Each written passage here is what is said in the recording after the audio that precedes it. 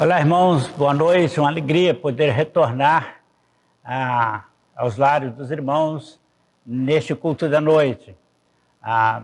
Solicito os irmãos que convidem os seus queridos para estarem ao redor do receptor para receberem a palavra do Senhor nesta noite.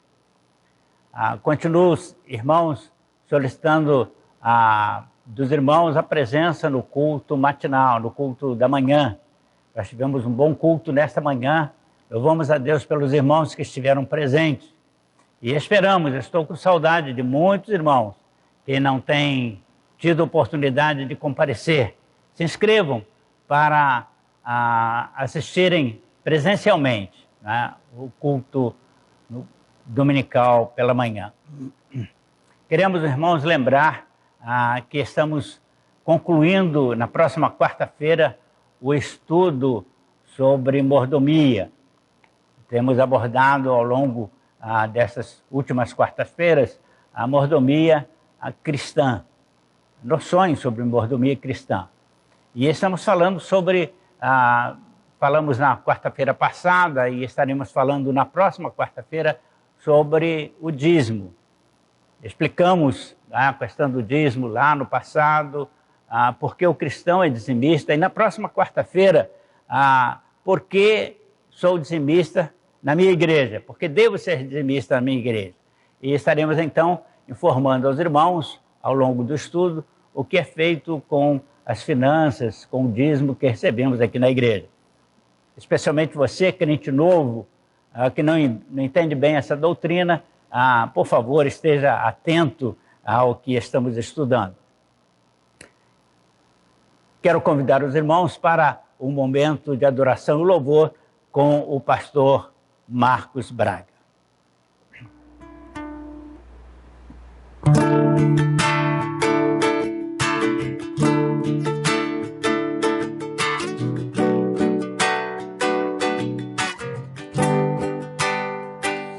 Pai nosso dos céus,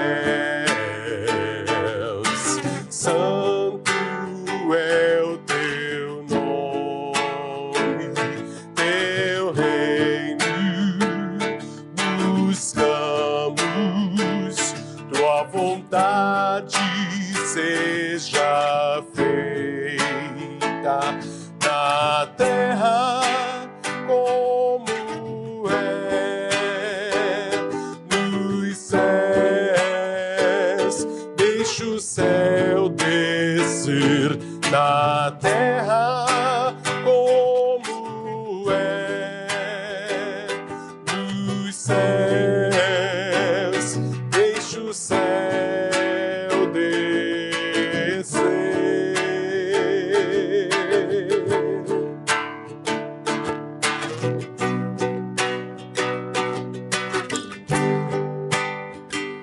Pai nosso nos céus,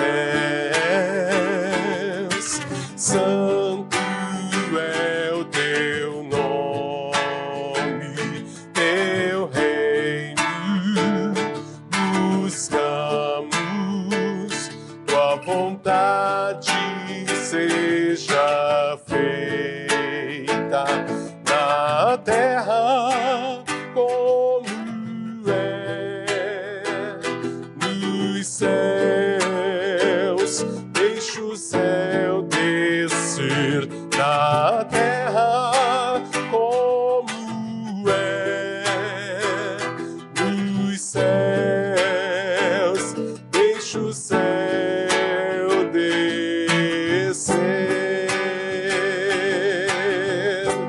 Deixa o céu descer. Deixa o céu descer. Deixa o céu descer. Deixa o céu descer. Deixa o céu descer. Deixa o céu descer. Deixa o céu descer.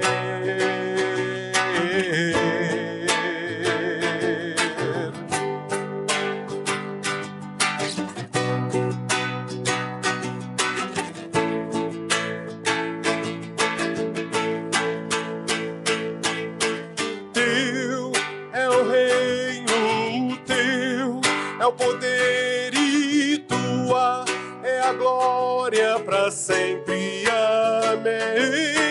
Teu é o reino, teu é o poder e tua é a glória para sempre. Amém. Teu é o reino, teu é o poder e tua é a glória para sempre. Amém.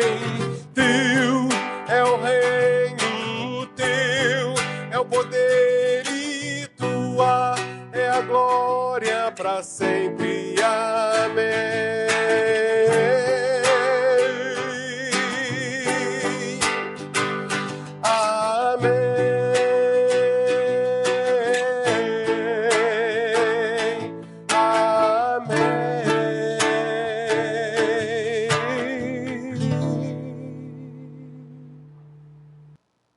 Momento do ofertório. Do Senhor é a terra em sua plenitude, o mundo e aqueles que nele habitam. Salmo de número 24, o versículo 1. Temos dito, irmãos, que o dízimo é a nossa maneira de contribuirmos com o reino de Deus, a expansão do reino de Deus na terra. Louvo a Deus pela fidelidade dos irmãos da Primeira Igreja Batista da Freguesia, que tem com fidelidade comparecido à nossa tesouraria para a entrega dos seus dízimos. Isso nos tem facilitado nesse momento de dificuldades em nossa cidade, em nosso país e no mundo, tem nos facilitado agir administrativamente e a igreja está em dia com seus compromissos financeiros. Oremos ao Senhor, agradecendo pelo privilégio deste momento, neste momento de participarmos do reino do Senhor efetivamente. Pai querido, nós te agradecemos pela oportunidade desse encontro, privilégio, ó Pai, de nos reunirmos como igreja neste momento para adoração ao teu nome. Te louvamos, ó Pai, pelo privilégio nesta hora de participarmos com os nossos bens, entregando na tua casa os nossos dízimos para sustento da tua obra. Abençoe, Senhor, os contribuintes desta noite, deste dia. Abençoe os lares, ó Pai, que estão se disponibilizando para cooperarem com o teu reino. Nós oramos em nome de Jesus. Amém.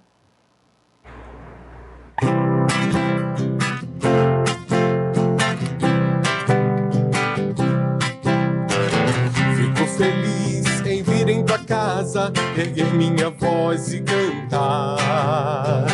Fico feliz em vir em tua casa, erguer minhas mãos e adorar. Fico feliz em vir em tua casa, erguer minha voz e cantar, aleluia. Fico feliz em vir em tua casa, erguer minhas mãos e adorar. Bendito é o nome do Senhor, bendito é o nome do Senhor, bendito é o nome do Senhor, para sempre. Bendito é o nome do Senhor, bendito é o nome do Senhor, bendito é o nome do Senhor, para sempre. Fico feliz em vir em tua casa, erguer minha voz e cantar, aleluia. Fico feliz em vir em tua casa, erguer minhas mãos e adorar. Fico feliz em vir em tua casa, erguer minha voz e cantar, aleluia. Fico feliz em vir em tua casa, erguer minhas mãos e adorar. Bendito é o nome do Senhor, bendito é o nome do Senhor, bendito é o nome do Senhor, para sempre.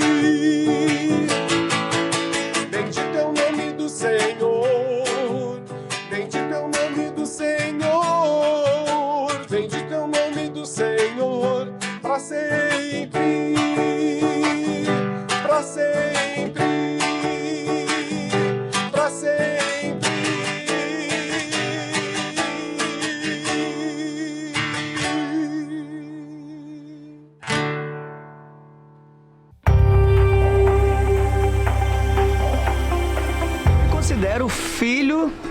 do amor dos batistas brasileiros. Porque quando meu pai faleceu, eu tinha 9 anos de idade e eu questionava muito por que ele havia morrido. E todas as pessoas me diziam que era vontade de Deus, porque Deus que quis, e aquilo me irritava, porque para mim Deus era o culpado. Quando eu completei 13 para 14 anos de idade, a primeira igreja batista em Russas alcançou um vizinho meu, chamado Edmilson, que me convidou. Na mensagem, no finalzinho da mensagem, o pastor Isaías, que é missionário de Missões Nacionais, ele disse o seguinte: olha, Deus quer que você saiba que Ele é o seu pai e que independente da perda que você tenha tido, Ele sempre cuidou de você. E naquele dia 9 de setembro de 2001, eu entreguei minha vida para Jesus e tive o privilégio de ser cuidado espiritualmente e também muitas vezes materialmente, porque aquela família missionária, ela me mostrou que a vida só vale a pena com Jesus. Quando chegamos à cidade de Russas, nós já éramos missionários de Missões Nacionais. Na realidade, nós estávamos vindo de Fortaleza para revitalizar um campo em Jaguaribe, uma cidade aqui próxima. Na volta, nós paramos em Russas e ficamos encantados com essa cidade onde não havia um trabalho batista. Chegando aqui, na realidade, Deus colocou no nosso coração o desejo de plantar um trabalho aqui nesta cidade. Um dos grandes exemplos do relacionamento discipulador é a vida do irmão Ítalo. Ítalo se converteu aqui com 13 anos e a igreja começou a investir na vida do Ítalo. É a vida na vida. Aos 16 anos de idade, eu tive o privilégio de começar um pequeno grupo no bairro que eu morava. E hoje eu entendo que aquela evangelização discipuladora é a maneira como Deus quer cuidar de nós. Ele quer que cada pessoa cuide um do outro. Então, eu comecei a evangelizar, a convidar pessoas, a cuidar de pessoas. E hoje, para a glória de Deus, lá em Russas, nós temos a segunda igreja batista, que é fruto desse pequeno grupo que nós iniciamos com 16 anos de idade. E em 2014, nós chegamos aqui em Fortaleza com a missão de plantar uma igreja no bairro Jacarecanga. Existem 2.700.000 pessoas precisando de Jesus. Então, eu comecei a orar para que Deus nos direcionasse. Com a visão de igreja multiplicadora, nós começamos a trabalhar com a evangelização discipuladora, o relacionamento discipulador, indo nas casas das pessoas, não apenas oferecendo estudo bíblico, mas oferecendo a elas a oportunidade de ter um amigo, de ter alguém que possa compartilhar vida na vida, vida de Deus com elas. Estamos lá no Joaquim Távora com o projeto de jiu-jitsu e aqui no Mondubim nós temos o projeto com as crianças que fazem aula de capoeira e esporte. E hoje, para a glória de Deus, nós estamos trabalhando na plantação de 4 igrejas. Nós estamos na região norte, com a Igreja Batista em Jacarecanga. Estamos na região oeste, com a revitalização da Igreja Batista em Quintino Cunha. Estamos na região sul, aqui nesse bairro, no Mondubim, com a plantação de igreja. Temos na região leste, no bairro Ancuri, a Igreja Batista Paraíso, também com PGM. E temos no coração de Fortaleza, no Seminário Batista do Ceará, nós temos hoje um PGM funcionando lá às quintas-feiras e já temos ali os cultos da congregação aos domingos. Então nós estamos trabalhando relacionamento discipulador, oração, plantação de igreja, formação de líderes e compaixão e graça. Conheci o missionário Ítalo e foi a bênção porque na realidade o primeiro trabalho que nós fizemos foi com ele lá em Joaquim Távora. E eu me recordo que das vezes que ele me dava carona, na porta lá de casa, a gente conversava muito, ele manifestava o desejo, né, de alcançar outros locais. Hoje eu pergunto para ele: e aí, missionário, como é que está? Ele disse: o jeito de NAF está bem melhor, né? E realmente assim, eu fico emocionado, porque arde o desejo de fazer algo, porque foi Deus quem colocou. As lágrimas são de alegria e de ter o privilégio de ver o agir de Deus, de ver as histórias da Bíblia saindo e acontecendo ao nosso redor. E eu creio que é só o começo. Quando eu me lembro que a família missionária chegou na minha cidade e me acolheu, quando eu lembro de tudo que Deus já fez na minha vida como cristão, na minha vida como missionário, e eu vejo a necessidade, a carência das pessoas, eu não me imagino mais a minha vida sem esse propósito. A minha razão de viver hoje é levar isso para as pessoas, para que as pessoas conheçam Jesus e saibam que Jesus transforma. E eu me alegro de ser um fruto desse amor, um fruto desse cuidado que os batistas brasileiros têm tido em pregar o Evangelho, fazendo discípulos, cuidando das pessoas.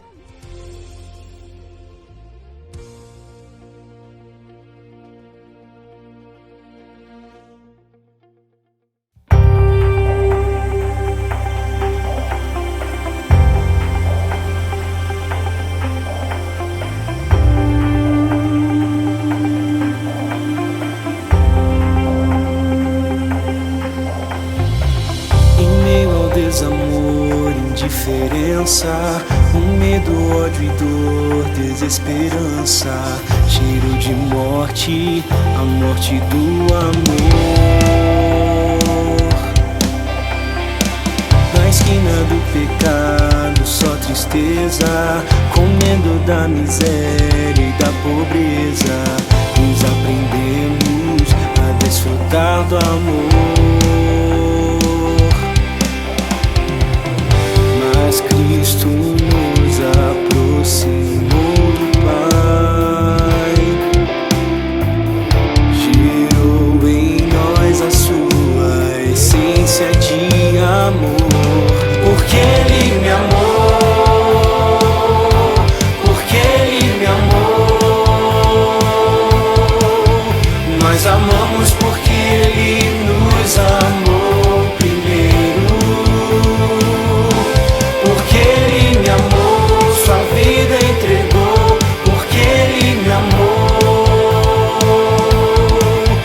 Nós amamos porque Ele nos amou primeiro. O amor do Salvador, tão diferente, transforma o pecador, traz paz a gente. Amor de fato, não de palavras. Assim como Jesus amou a todos, pra mesma obra fomos convocados, sertões e matas aos isolados. Amor disposto a simplesmente amar,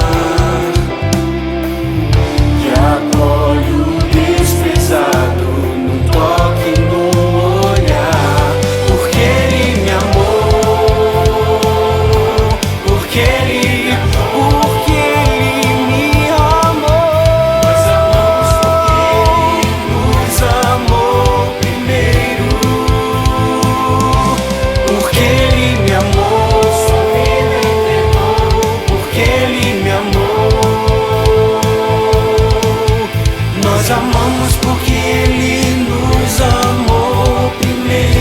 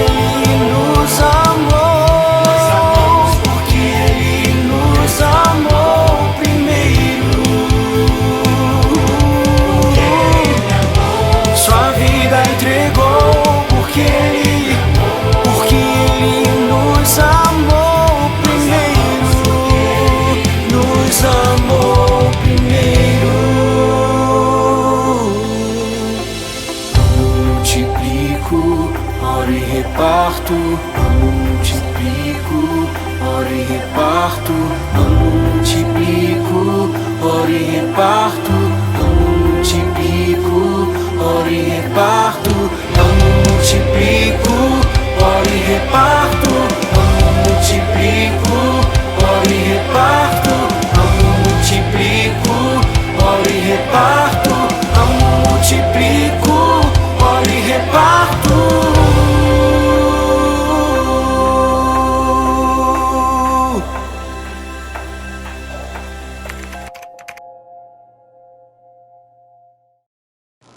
Queridos irmãos, vamos, nesta oportunidade, mais uma vez, ouvir o pastor Wellington. Ele é membro de nossa igreja e nós temos a alegria, o prazer, a honra de tê-lo conosco nesta noite. E ele estará trazendo, dentro da programação prevista para esse dia, para esse domingo, a palavra do Senhor, com base em seu trabalho profissional. Ele, além de bombeiro, ele trabalha como psicólogo e tem seu consultório e é um dos psicólogos cristãos admirados e consciencioso. Que Deus possa usá-lo, pastor Wellington, no recado desta noite, quando estamos focando o Setembro Amarelo. O título da nossa mensagem nessa noite é Como agir diante das perdas. A perda de um ente querido está relacionada entre as principais causas de uma depressão. E em muitos casos, pode levar uma pessoa a perder o sentido da sua vida. Alguns entram num estado deprimido que pode levar à desistência das coisas, ao abuso de substância e até mesmo a pensar ou até mesmo praticar um suicídio. Como lidamos com questões assim? Como nós lidamos com traumas? Como cristão, como nós agimos diante das perdas que a vida nos traz, que a vida nos proporciona? Seja a perda de um emprego, seja um divórcio, seja uma pessoa próxima, uma pessoa querida, como nós agimos. Eu quero chamar a atenção para 2 textos da palavra do Senhor. 2 textos que falam de um homem que passou por um momento de uma grande perda. E não foi uma perda simples, cada um deles perde um filho. E como é que esses homens, então, lidam com essa questão? Eu não sei se você já passou por infortúnios assim. Eu, com muita tristeza, lembro que perdi meu pai, perdi minha mãe. Mas parece que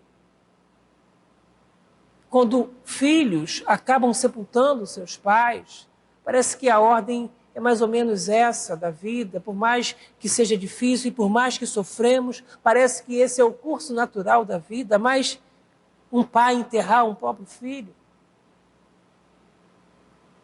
não é algo comum. E foi exatamente isso que aconteceu com Jacó e também com Davi. E hoje nós vamos ver, para o aprendizado de nossas vidas, como esses 2 homens agiram diante da notícia que haviam perdido seus filhos.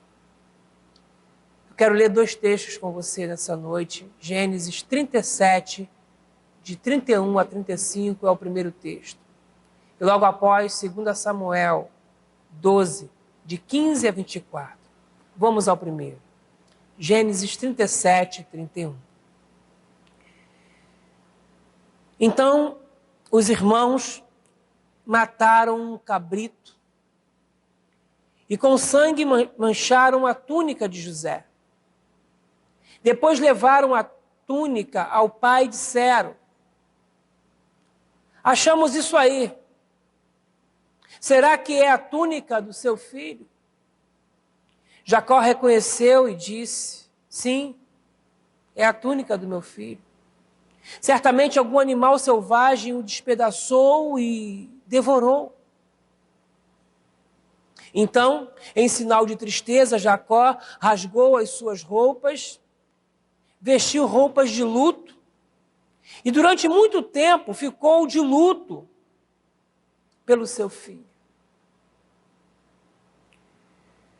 Todos os seus filhos e filhas tentaram consolá-lo, mas ele não quis ser consolado e disse: vou ficar de luto por meu filho até que vá me encontrar com ele no mundo dos mortos.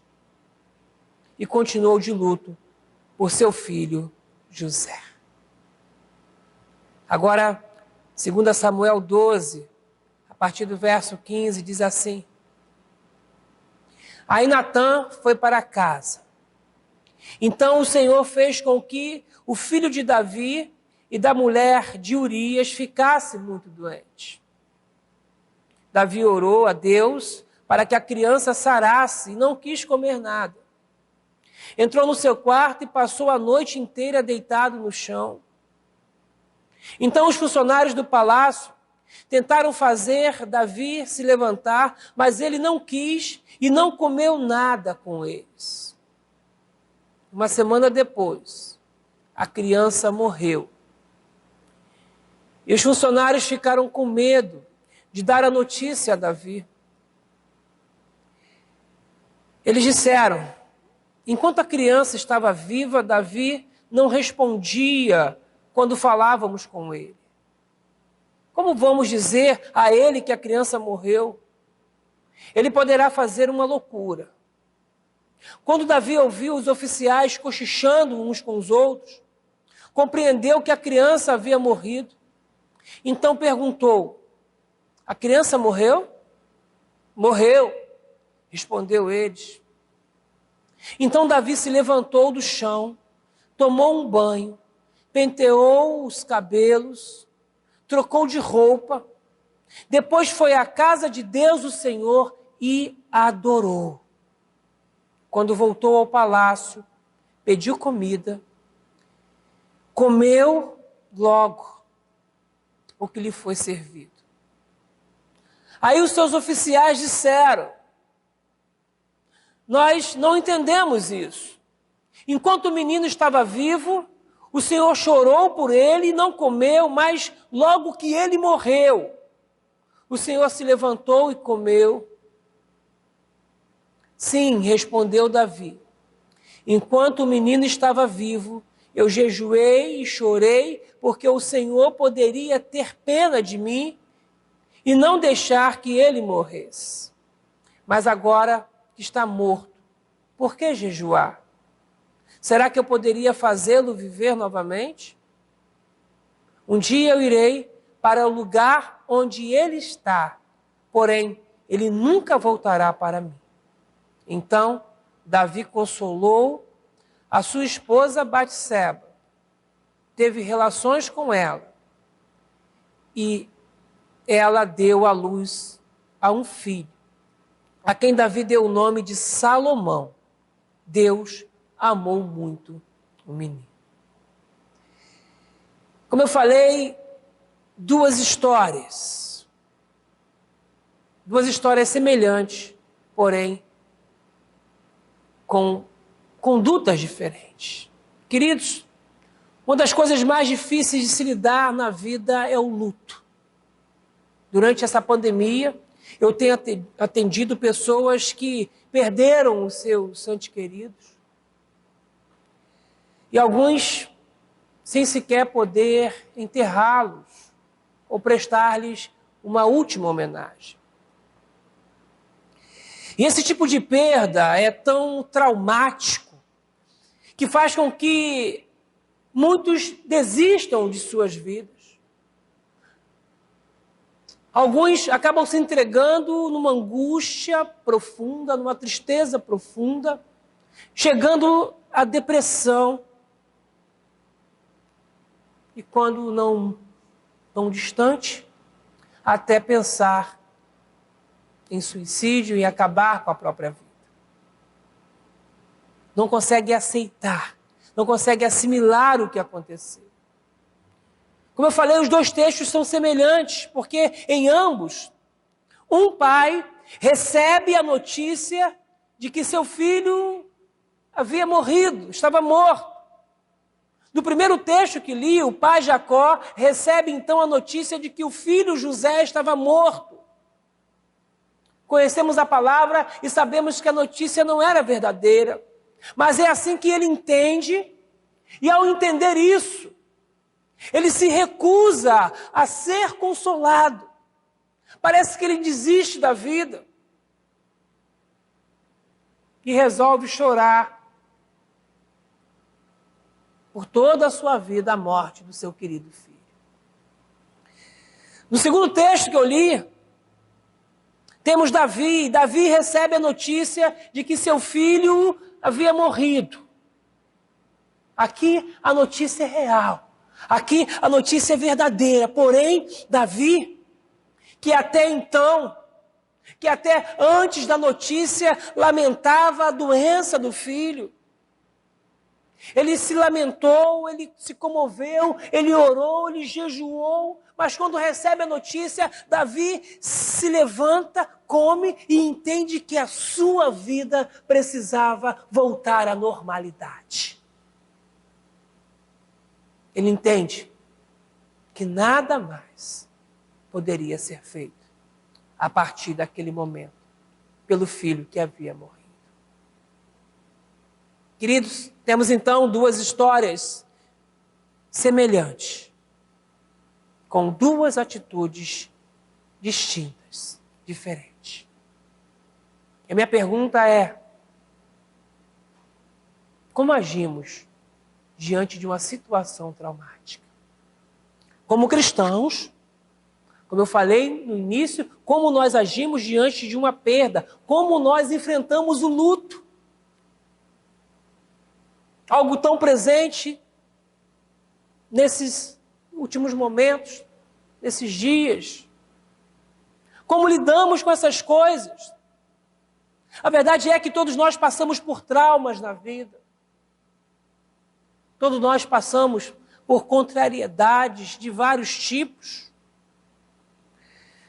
Nenhum de nós, por mais fé que tenha, está isento, está imune a passar por problemas em suas vidas. O próprio Jesus disse que no mundo nós teríamos aflições, mas ele pediu que nós tivéssemos um bom ânimo. Está lá no Evangelho de João 16, verso 33. Como agimos diante dessas aflições?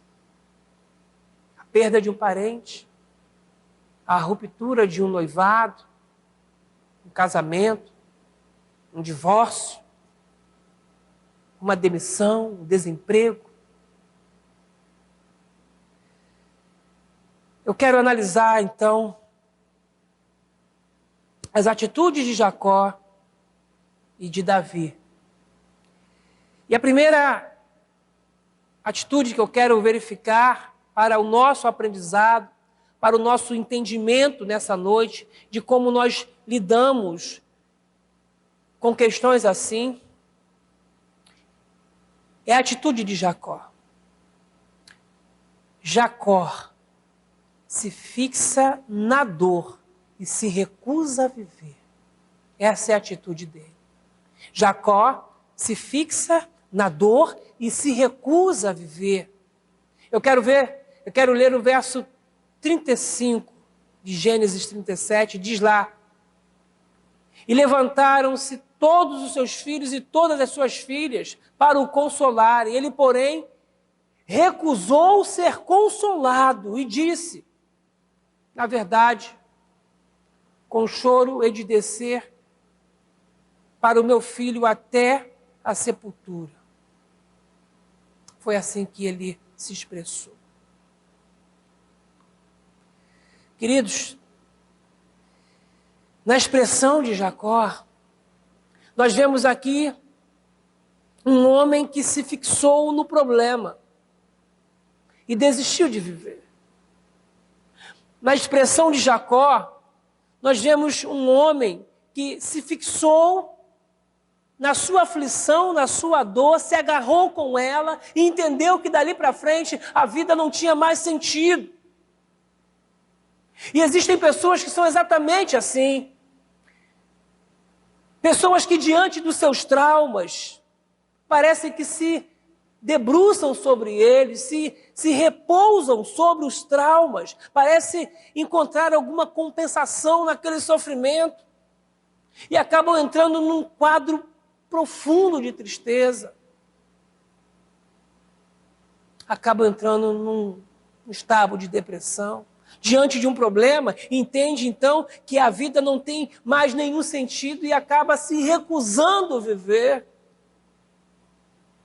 Eu quero deixar bem claro aqui uma coisa que não é um erro, não é um equívoco chorar diante de um golpe que a vida nos dá. Não estou falando sobre isso. A Bíblia nos aconselha que devemos chorar sim. E vai mais fundo, diz-se, quando nós vemos que alguém está chorando, a Bíblia nos convida a chorar com eles. Romanos 12:15 diz, alegrai-vos com os que se alegram e chorai com aqueles que choram. É a palavra do Senhor. Então, chorar não é a questão. Chorar não é o problema. O equívoco aqui é rejeitar o consolo quando ele chega até nós.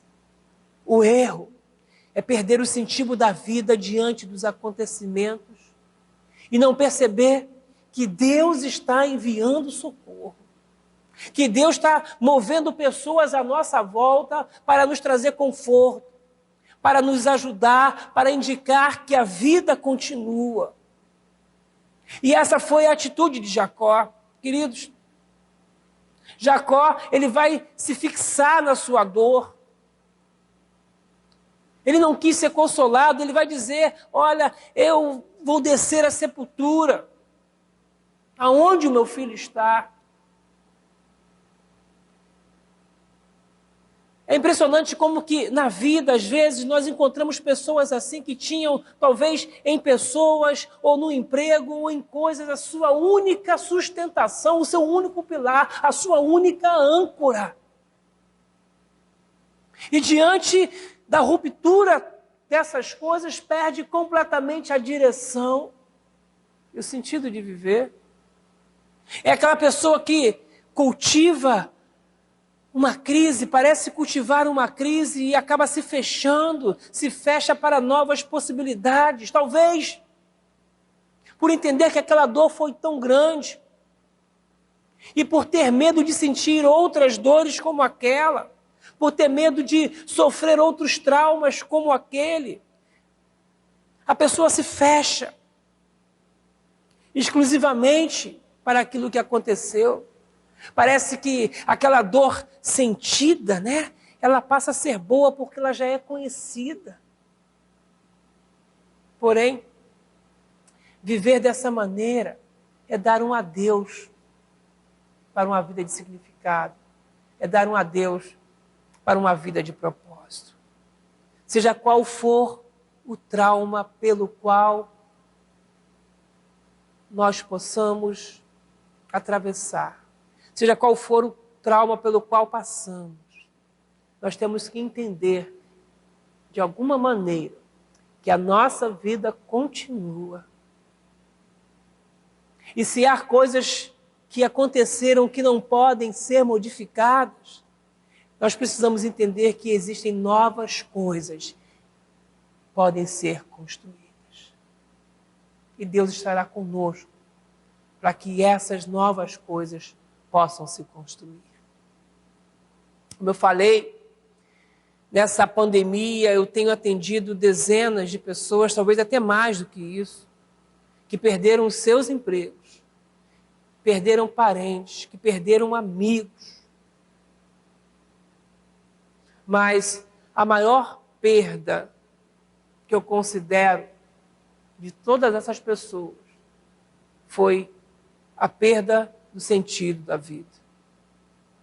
Pessoas que entraram em depressão, que passaram a ter pensamentos de morte, porque entende que depois do trauma, daquilo que sofreram, a vida não tem mais sentido. Quando olho para esse texto, eu percebo que Jacó, ele se tornou um compulsivo em chorar a morte do seu filho. E a semelhança de Jacó, existem pessoas que são assim. São compulsivas por chorar uma dor. Carregam isso em suas vidas, contaminam pessoas à sua volta. Às vezes, arrastam toda a família para o mesmo buraco. Como se fosse uma dor, um sofrimento crônico. Quando a gente observa a história do povo de Israel, a quem Jacó deu nome, nós vamos ver que esse traço na vida de Jacó é tão marcante que os judeus agem assim até os dias de hoje. Queridos, até hoje Israel celebra a destruição de Jerusalém. Até hoje se conserva um muro de lamentações, onde as pessoas vão lá para lamentar e chorar as coisas que já passaram. Às vezes nós agimos exatamente assim. Criamos um muro de lamentações, um rosário de lamentações. E o pior disso tudo é que deixamos de festejar, de celebrar, de adorar a Deus, de celebrar as manifestações da bondade de Deus que continua acontecendo. Nós deixamos de lado as bênçãos de Deus para celebrar as dores que já cessaram faz um tempo. E se não conseguimos superá-las, é porque às vezes escolhemos lamentá-las por toda a vida. Essa atitude de Jacó produz pelo menos duas coisas que nós precisamos evitar. A primeira coisa é uma amargura constante. A pior coisa que pode ser conservada dentro de um coração é a amargura, seja por qual motivo venha a ser. A amargura vai trazer ressentimento, vai trazer tristeza.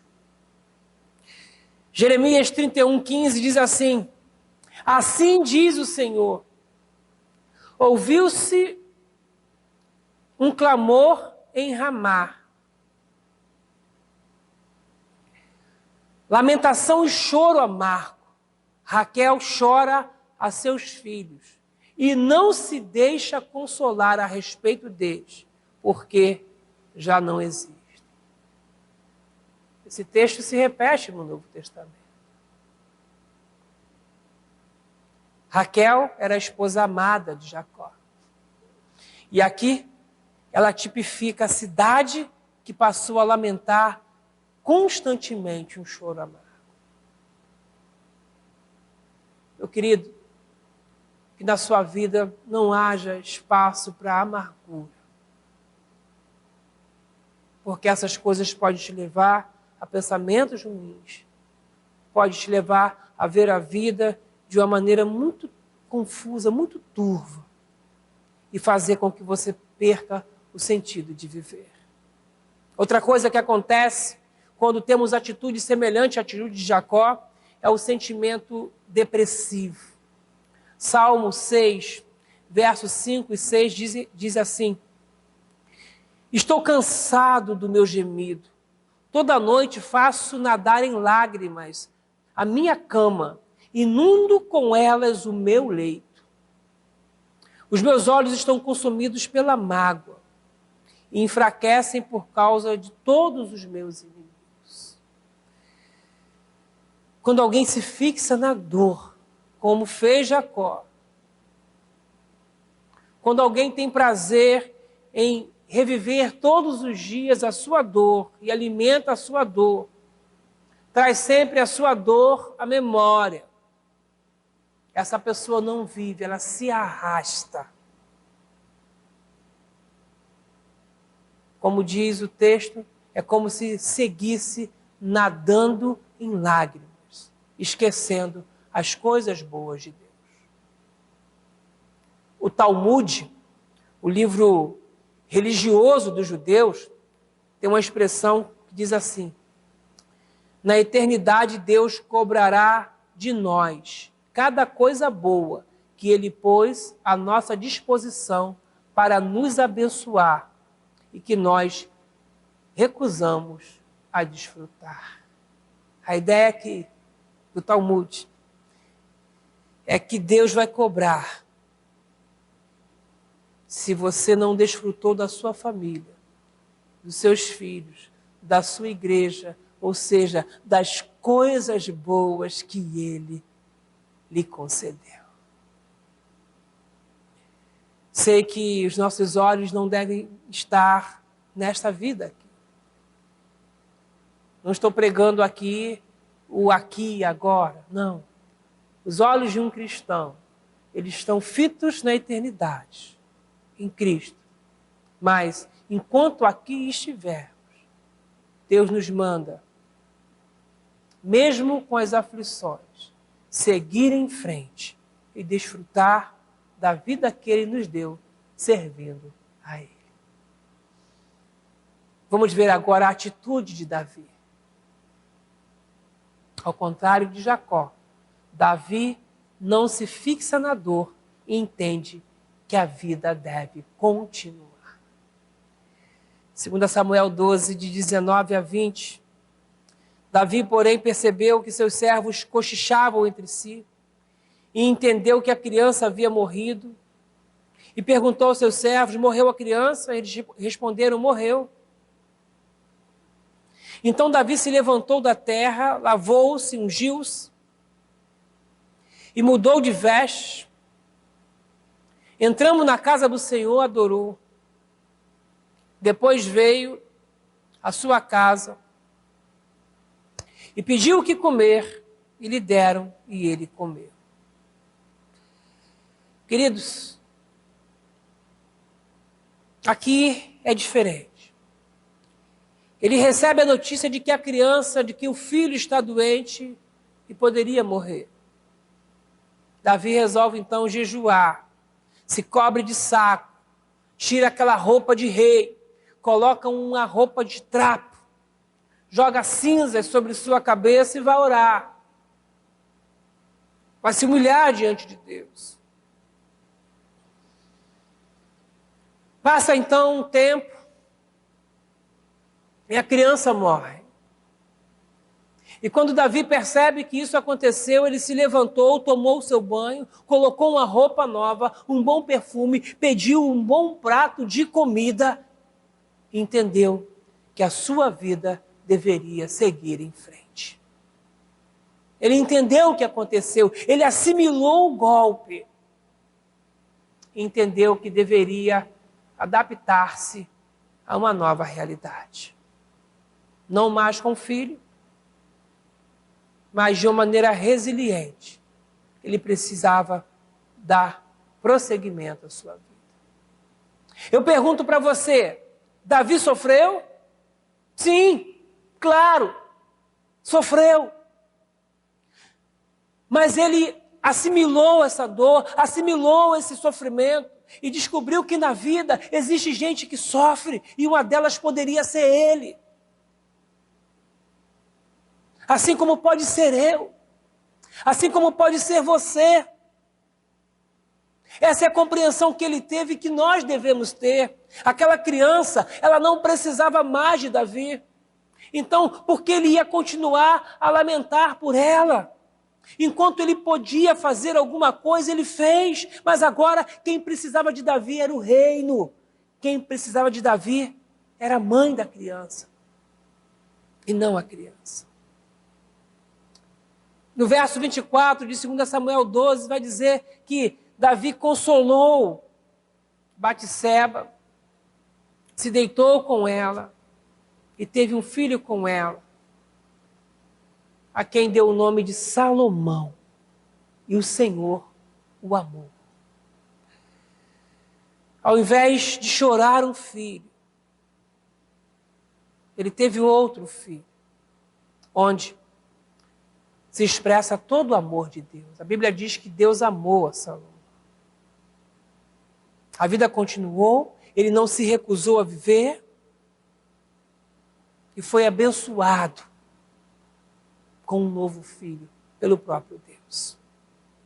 Queridos, o que eu quero dizer que chorar, acusar o golpe, dizer que está doendo não é errado.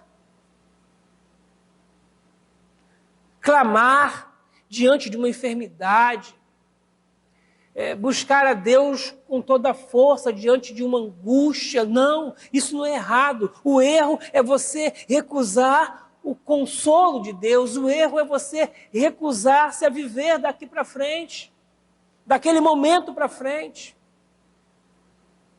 Davi entendeu que a sua vida ainda tinha utilidade e por isso resolveu dar prosseguimento a ela. Não vou me estender muito. Vimos aqui duas atitudes. A primeira atitude de alguém que se fixa na dor e recusa o consolo. E a segunda atitude, alguém que não se fixa na dor e entende que a vida pode continuar. Mas eu quero ainda, na minha conclusão, observar duas coisas dessas histórias. Nós vimos aqui, e olhando para essa história eu entendo que Jacó, ele pensava que o filho havia sido despedaçado por uma fera. Mas o que acontece é completamente diferente. Ele vai reencontrar o seu filho 20 anos depois. E o filho não estava morto como ele pensava. Amém. Muito pelo contrário. Ele encontra o filho numa posição de honra. José era primeiro-ministro do Egito. E Jacó ainda teve o privilégio de ver os seus netos, os filhos de José, Manassés e Efraim. Gênesis 48, 11 diz assim: Israel, que é Jacó, disse a José: eu não esperava ver o teu rosto. E eis que Deus me fez ver também a tua descendência. Olha só o que acontece aqui. Das duas histórias, foi o que mais sofreu. Enquanto Davi imediatamente se levanta e segue a vida, Jacó foi aquele que mais sofreu porque se fixou na sua dor e ficou 20 anos cultivando a dor, uma dor que não existia. Ficou 20 anos lamentando, chorando por algo que não existia. Sofreu durante 20 anos aquilo que não precisava sofrer.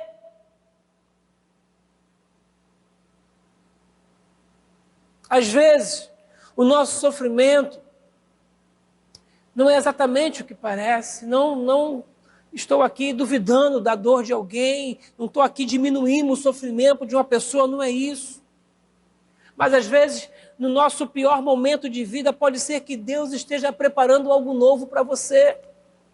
Talvez naquele momento que a gente acha que, olha, eu não vou suportar mais, talvez ali seja Deus fazendo todas as coisas novas. Talvez aquilo que a gente pense que é o fim, seja o grande começo das nossas histórias, o grande começo das nossas vidas.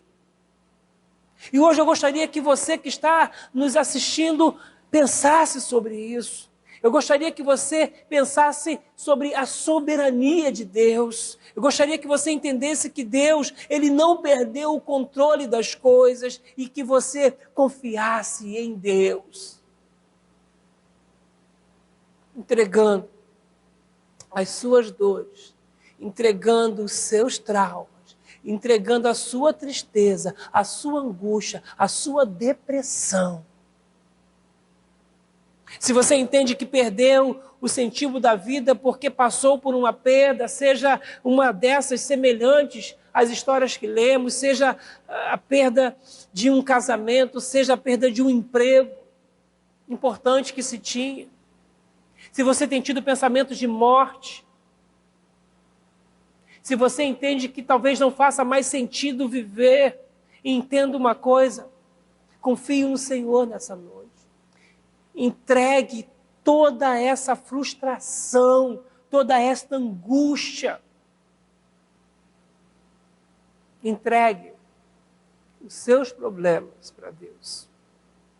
E eu gostaria que, ao invés de desistir da vida, você passasse a desfrutar da vida que Deus lhe concede, e pudesse viver esta vida de maneira abundante, como nos ensina a palavra do Senhor. Jacó recuperou o seu filho, mas Davi não. Por quê? Porque Deus às vezes age de uma maneira e às vezes age de outra maneira. Ele é soberano. O que ele fez na vida de Davi, não fez na vida de Jacó. E outras coisas que fez na vida de Jacó, ele não fez na vida de Davi. O que ele faz na minha vida, ele pode não fazer na sua. E o que ele faz na sua, ele pode não fazer na minha vida. Mas ele não perdeu o controle das coisas. Davi não recuperou o seu filho, como Jacó, mas Deus lhe deu outro filho, Salomão, que a Bíblia diz que foi o homem mais sábio que existiu sobre a face da terra. Pode ser que em alguns momentos a dor demore um pouco mais. Pode ser que na nossa vida consigamos recuperar algumas coisas e outras não. Mas existe uma verdade que permanece sobre nós, que permanece sobre a minha vida, sobre a sua vida, que permanece sobre a vida de Jacó, sobre a vida de Davi. E essa verdade é que há um Deus de graça, que há um Deus de misericórdia, que há um Deus de poder, que escreve a nossa história. E entenda, Ele nunca escreve mal. Romanos 8, 28 diz: e sabemos que todas as coisas concorrem para o bem daqueles que amam a Deus, daqueles que são chamados segundo o seu propósito. E essa é a consciência que deve ter aquele que quer superar um trauma. Aquele que é a consciência que se deve ter para se passar por um luto. É dessa maneira, é com essa consciência, é com essa motivação espiritual que se supera um divórcio, que se recupera de uma traição, que dá a volta por cima quando se perde um emprego. É dessa maneira que a gente lida com as perdas que temos na nossa vida. Você está sofrendo? Você tem problemas? Você perdeu aquilo que entendia que era o sentido da sua vida? Esse é o conselho da palavra de Deus nessa noite. Não se fixe na sua dor. Assimile a dor, mas viva, porque a vida continua. E Deus tem graça, Deus tem misericórdia e Deus tem poder para agir na sua vida. E as vidas que se achegam a Deus sempre terminarão vitoriosas. Ser cristão não é não ter traumas, não é não ter problemas, mas é passar pelos traumas e pelos problemas, sabendo que em todas as coisas Ele é mais que vencedor. Que Deus ricamente abençoe a sua vida. Eu quero orar com você nessa hora. Onde você está, na sua casa, eu gostaria que você fechasse os seus olhos. Você que está vivendo um momento de luto. Você que está vivendo um momento de grande aflição, de preocupação. Você que perdeu um emprego. Você que perdeu um parente. Você que perdeu a esperança. Feche seus olhos nessa hora, aonde você estiver, e creia que Deus pode reconstruir. Se Ele não pode recuperar aquilo que você perdeu, Ele pode fazer uma coisa nova, hoje, na sua vida. Vamos falar com Ele. Pai, nós louvamos o Teu nome pela Tua palavra. Pai, nós te agradecemos porque ela é viva e atual. Pai, nós temos passado por tantas pessoas que vivem em situações de traumas, situações de luto, Pai. E sabemos o quanto é difícil vencer isso sozinho. Mas que eles possam olhar à volta e ver como Deus tem enviado socorro, como Deus tem enviado consolo, Pai. E nessa hora abra o coração, abra a mente em nome de Jesus, Pai. Nessa hora que Tu possa agir, Senhor Deus, no coração de cada uma dessas pessoas, Pai. Para que em nome de Jesus eles possam abrir o coração, abrir os olhos, abrir a mente e ver, olha, aquilo que Deus está fazendo ou aquilo que Ele pode fazer. Que essa palavra, Senhor Deus, nessa noite possa chegar a um coração entristecido, Pai, trazendo de volta alegria. Que essa palavra possa chegar a um coração deprimido, Pai, e fazer com que ele se levante como Davi se levantou, que coma, que tome um banho e que volte em nome de Jesus a recuperar o gosto pelas coisas. Que essa palavra, Pai, possa chegar a alguém que desistiu de viver, que pensa talvez em suicídio, Pai, e entender que não é assim, que a vida vale a pena sim. E que nessa noite, Pai, alguém que estava desesperançado possa se achegar a Ti. Eu creio, Senhor Deus, que a Tua palavra não volta vazia, Pai. E que nessa noite, Pai, tenha tido encontros contigo. Que nessa noite tenha sido noite de libertação. Nessa noite, vidas possam se achegar, entendendo que todas as coisas, Pai, cooperam para o bem daqueles que Te amam. Que nessa noite muitos possam Te amar, abrindo o coração e entregando a vida para Jesus. Obrigado, Pai, por essa oportunidade. Continue abençoando, Pai, essa igreja. É no nome de Jesus que eu oro. Amém e amém. Chegamos ao fim do culto desta noite. Louvamos a Deus pela mensagem que ouvimos, que ela se aplique bem na vida, no coração dos queridos irmãos. Oremos ao Senhor, encerrando o culto. Pai, nós te louvamos pelo privilégio dessa reunião, te agradecemos pela Tua palavra, através do Teu Filho, aos nossos corações, que ela se aplique, Senhor, na vida de muitos que nos ouviram nesta noite. E que o amor de Deus, a graça do nosso Senhor e Salvador Jesus e as consolações do Santo Espírito sejam com essa congregação e com todo o povo de Deus espalhado na face da terra, desde agora e para sempre. Amém.